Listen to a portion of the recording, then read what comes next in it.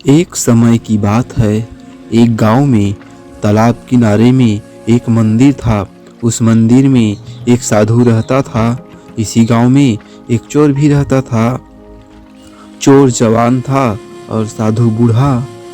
चोर एक अच्छे और सच्चे बाप का बेटा था।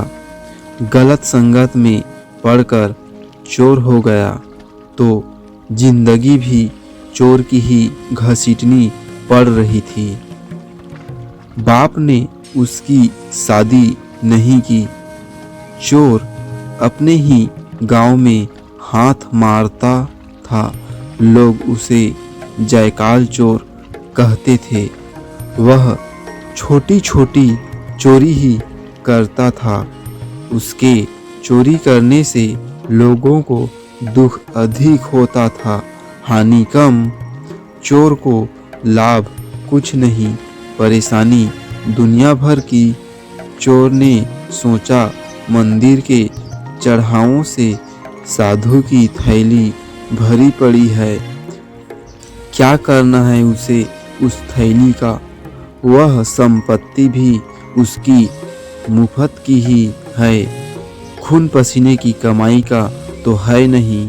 अब उसने साधु की कुटिया पर आना जाना शुरू कर दिया। जयकाल चोर की श्रद्धा भक्ति से साधु महाराज तो गदगद हो उठे। चोर मुंह में राम, बगल में छुरी लेकर दिन भर साधु महाराज की सेवा करता और रात में उसके धन चुराने के बारे में सोचता रहता। वैसे साधु भी जानता था कि यह चोर मंगल सिंह तो है नहीं, जयकाल चोर है।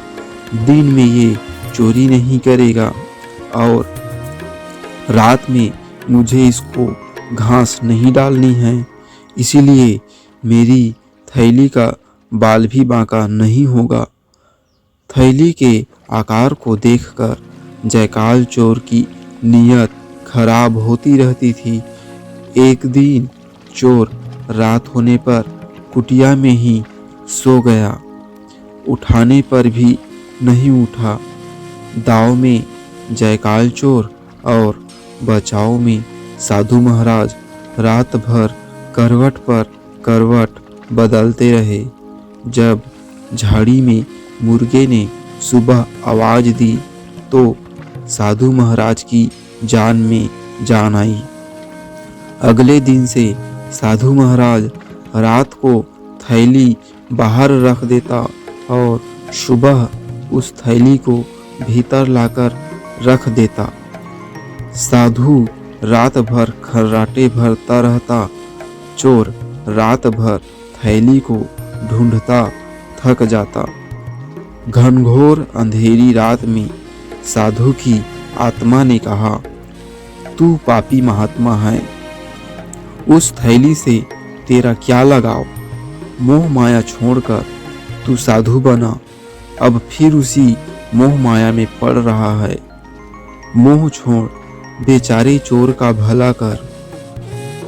उसी रात चोर की आत्मा ने भी कहा, दो आंख, दो हाथ, दो पैर, 6 संपत्ति भगवान ने तुझे दे रखी है।